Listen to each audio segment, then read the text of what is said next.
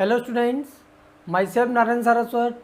Today we are starting solutions of concepts of physics, chapter number 29, electric field and potential. Objective 1. देखो question number 1 में क्या दिया हुआ है, figure show some of the electric field lines corresponding to an electric field. तो यहाँ पे एक फिगर दिया हुआ है जिसमें इलेक्ट्रिक फील्ड लाइंस बनाई हुई है ये। तो इलेक्ट्रिक फील्ड लाइंस में बताना है ए पर, बी पर और सी पर कौन ग्रेटर है कौन लेस है। तो देखो ए पर और सी पर इलेक्ट्रिक फील्ड लाइंस की जो क्लोजेस्ट डिस्टेंस है वो सेम है। जितना क्लोज इलेक्ट्रिक फील्ड लाइंस ए पर है उतना ही क्लोज इलेक्ट्रिक फील्ड लाइन सी पर है, और बी पर इलेक्ट्रिक फील्ड लाइंस क्या है, फार है। तो यहाँ पर हमें एक चीज़ समझ में आ रही है कि इलेक्ट्रिक फील्ड लाइन जितना क्लोज होंगी वहाँ पर इलेक्ट्रिक फील्ड इंटेंसिटी ग्रेटर होती है, और जहाँ पर इलेक्ट्रिक फील्ड लाइंस फार होंगी वहाँ पर इलेक्ट्रिक फील्ड इंटेंसिटी लेस होती है। तो देखो ए पर और सी पर अगर सेम है तो that is electric field intensity at A equal to electric field intensity at C, और that is greater than electric field intensity at point B. ठीक है, अब देखो फर्स्ट ऑप्शन में दिया है electric field at A greater than electric field at B greater than electric field at C, तो wrong है, ये ऑप्शन तो दिया नहीं है।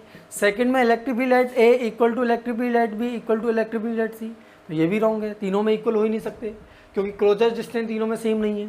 थर्ड में देखेंगे electric field at A equal to electric field at C greater than electric field at B, हाँ इन दोनों की सेम है, और इस पर क्या है, ये इलेक्ट्रिक फील्ड एट बी क्या लेस है इन दोनों से, तो सी ऑप्शन हमारा करेक्ट है।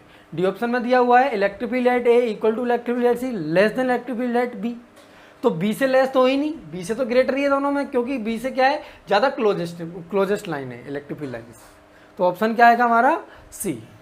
Objective 1 question number 2।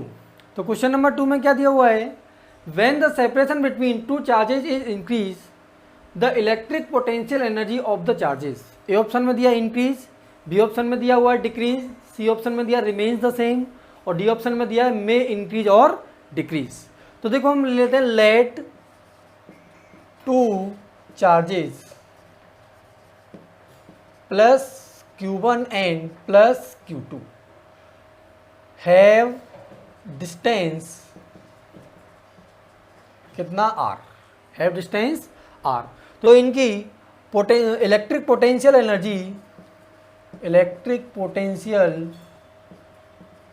Energy U कितना हो जाएगा plus K Q1 Q2 upon R, ये इनकी पोटेंशियल एनर्जी हो गई। अब इनका सेपरेशन इंक्रीज कर रहे हैं तो ऑन इंक्रीज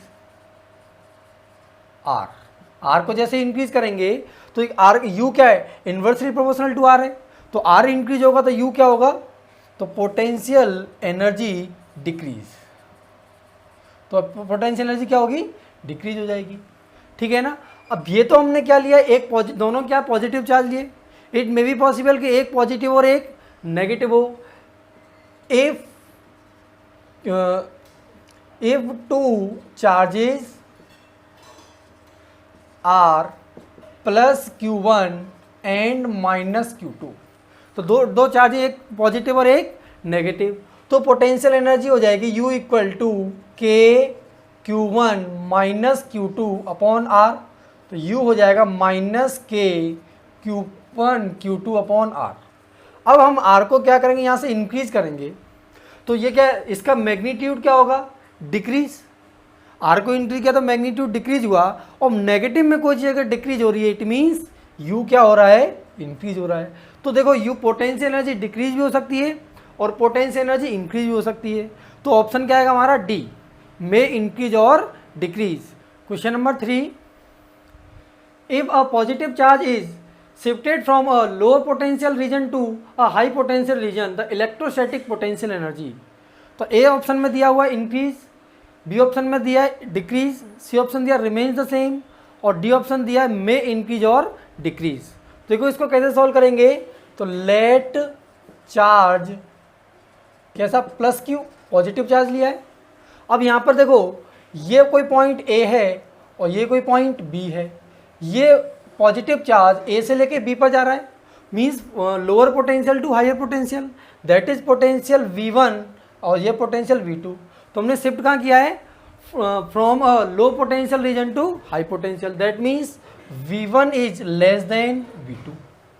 तो देखो जब यहाँ पर चार्ज Q था तो उसका potential energy U at A point कितना होगा, Q इंटू V1, और potential energy at point B क्या हो जाएगा, Q इंटू V2, और ये Q क्या है, पॉजिटिव है, और V1 क्या है, less than V2, it means UA equal to Q times V1 और UB equal to Q times V2, और Q क्या है, पॉजिटिव, तो इफ V1 क्या है, less than V2, then UA less than UB।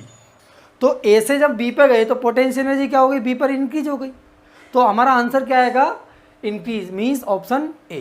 Question number 4, two equal positive charges are kept at the point A and B, the electric potential at the point between A and B excluding these points is studied while moving from A to B.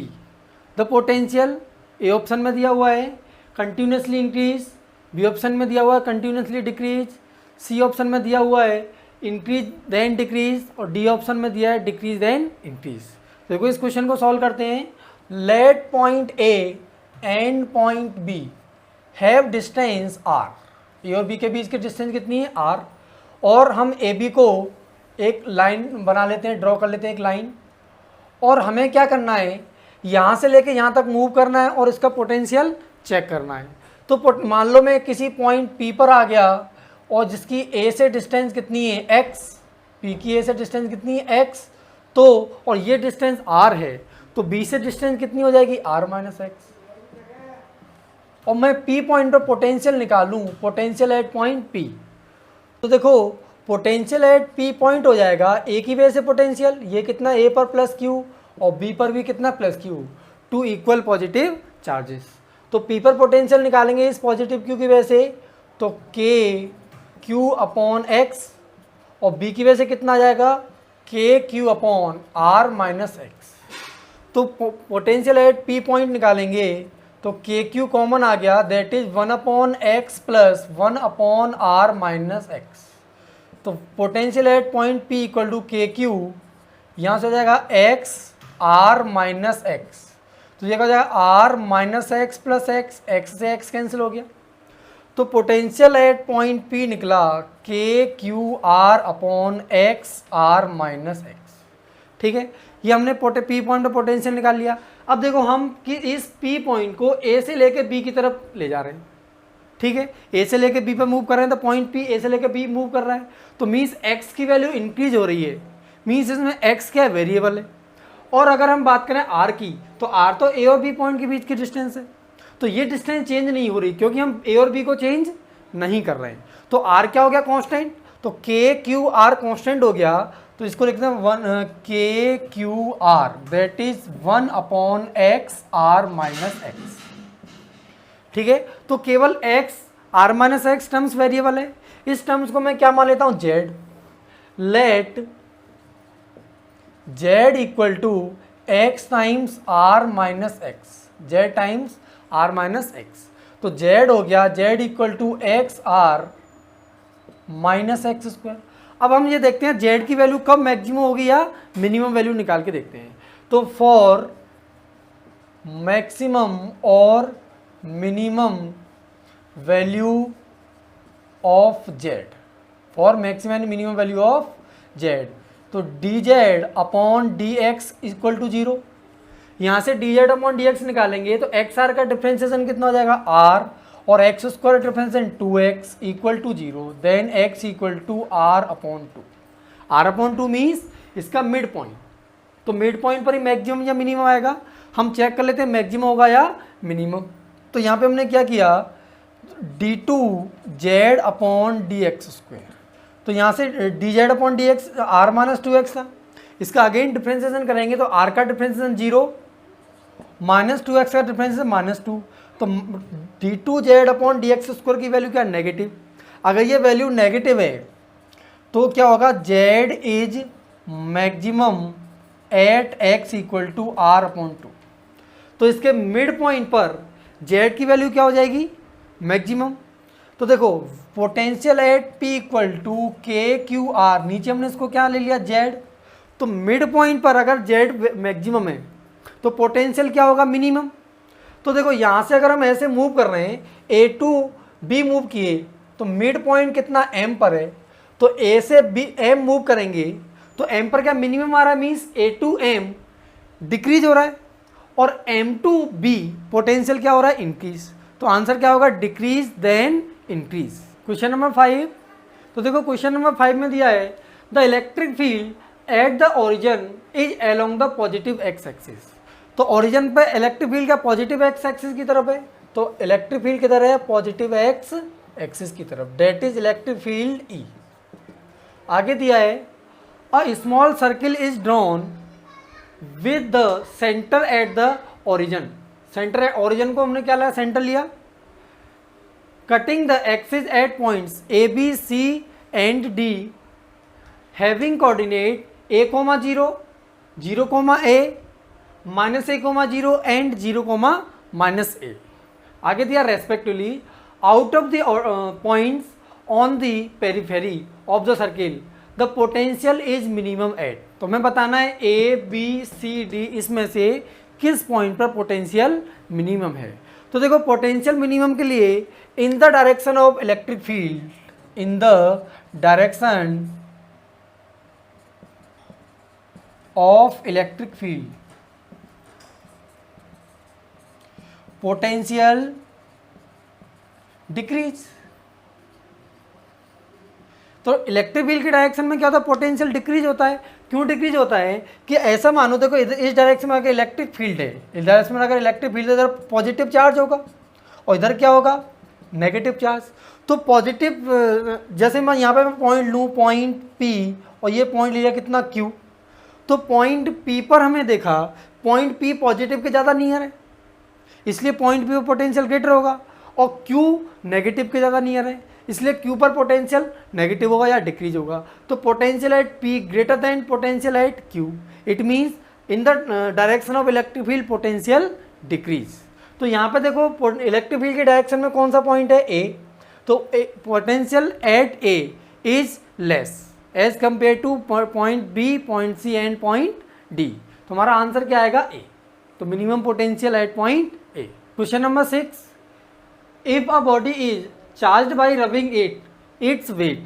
तो देखो जब किसी body को charging करेंगे, rubbing करके charging करेंगे तो वो इलेक्ट्रॉन गेन भी कर सकता है और डोनेट भी कर सकता है। तो जब अगर वो इलेक्ट्रॉन गेन करेगा तो इलेक्ट्रॉन में क्या चार्ज होता है और मास होता है, तो स्लाइडली इसका मास इंक्रीज हो जाएगा, और जब इलेक्ट्रॉन को डोनेट करेगा तो स्लाइडली मास उसका डिक्रीज हो जाएगा क्योंकि इलेक्ट्रॉन निकल जाएंगे वहाँ से। तो इसमें आंसर क्या होगा, मे इंक्रीज स्लाइडली और मे डिक्रीज स्लाइडली। तो इसका वेट स्लाइडली इंक्रीज भी हो सकता है, स्लाइडली डिक्रीज भी हो सकता है। अब यहाँ पे हम मानते हैं इलेक्ट्रॉन का जो वेट है या इलेक्ट्रॉन का मास है वो वेरी स्मॉल है, लेकिन इसमें इस क्वेश्चन में क्या स्लाइडली वर्ड यूज किया है, तो थोड़ा बहुत तो चेंज हो गई। Question number 7, an electric dipole is placed in a uniform electric field, the net electric force on the dipole. तो डाइपोल पर नेट इलेक्ट्रिक फोर्स निकालना है। तो देखो डाइपोल होता क्या है, डाइपोल होता है two equal and opposite charge placed at small distance. Means एक पॉजिटिव चार्ज है प्लस क्यू और एक कितना माइनस क्यू, इक्वल मैग्नीट्यूड और इनके नेचर के अपोजिट, और ये इनके बीच की सेपरेशन कितना है, डी इज वेरी स्मॉल, उसको हम क्या कहेंगे, डाइपोल। अगर ये डाइपोल किसी यूनिफॉर्म इलेक्ट्रिक फील्ड में रखा हुआ है, जैसे मान लेते हैं यूनिफॉर्म इलेक्ट्रिक फील्ड, ये क्या यूनिफॉर्म इलेक्ट्रिक फील्ड ई। अब इस ई में कोई डाइपोल रखा हुआ है इस तरह से, ये मान लें कितना प्लस क्यू और ये कितना माइनस क्यू, तो पॉजिटिव चार्ज पर इलेक्ट्रिक फील्ड के डायरेक्शन में फोर्स लगेगा कितना, F equal to q E, और नेगेटिव चार्ज पर इलेक्ट्रिक फील्ड के अपोजिट डायरेक्शन में फोर्स लगेगा कितना, F equal to q E. तो देखो जितना पॉजिटिव एक्स एक्सिस में फोर्स उतना ही नेगेटिव एक्स एक्सिस में, इट मीन्स इस पर नेट फोर्स क्या, जीरो। अब इसका ओरिएंटेशन चेंज करके देख लेते हैं, यहाँ पे डाले माइनस का क्यू ले लिया, इधर क्या ले लिया, प्लस का क्यू ले लिया, तो प्लस वाले पे इधर कितना लगेगा, F equal to q E force लगा, और नेगेटिव पे इधर कितना लगा, क्यू ई। तो भी ये कैंसिल आउट हो जाएंगे, यहाँ पर भी कैंसिल आउट हो जाएंगे। इट मीन्स हमें क्या समझ में आता है कि कोई भी ओरिएंटेशन हो, इलेक्ट्रिक डाइपोल पर इलेक्ट्रिक फील्ड के अंदर अगर यूनिफॉर्म इलेक्ट्रिक फील्ड है तो इस पर नेट फोर्स कितना लगेगा, 0। Question number 8, consider the situation of figure, the work done in taking a point charge P2A is WA, P2B is WB and P2C is WC। तो ऑप्शन दिया है WA less than WB less than WC, WA greater than WB greater than WC, अगला दिया WA equal to WB equal to WC, और D दिया none of this. तो देखो ये सेमी सर्किल लग रहा है, semi circle point A, B और C है। अगर ये रेडियस कितनी R है तो B से भी डिस्टेंस कितनी हो जाएगी, R ही हो जाएगी, और A से भी डिस्टेंस कितनी, R। तो से A point, B point, C point, point charge Q से सेम डिस्टेंस पर है, और हमें P से किसी चार्ज Q डैश को A पे लेके आना है तो वर्क डन W है, B पे लाएंगे तो वर्क डन WB, और C पे लाएंगे तो WC वर्क डन हो जाएगा। तो देखो यहाँ पर हम एक चीज़ देखते हैं कि अगर मैं ये कोई पॉइंट A है और ये कोई पॉइंट B है, और मैं A से B पर एक Q चार्ज को लेके जाऊँ, यहाँ का पोटेंशियल कितना VA, यहाँ का पोटेंशियल कितना VB, तो work done in carrying a charge small q from point A to point B, work done in carrying a charge small q from point A to point B, ये होता है work done equal to Q potential at B minus potential at A। ठीक है, अब देखो यहाँ पे हम पोटेंशियल एट A पॉइंट निकालेंगे तो कितना जाएगा, KQ upon R, potential at B निकालें that is KQ upon R, potential at C निकालें that is also KQ upon R, क्योंकि तीनों की डिस्टेंस सेम है और चार्ज तो क्या तीनों के लिए कॉमन ही है, तो तीनों का पोटेंशियल यहाँ पे लिख सकते हैं हम, potential at A equal to potential at B equal to potential at C equal to V।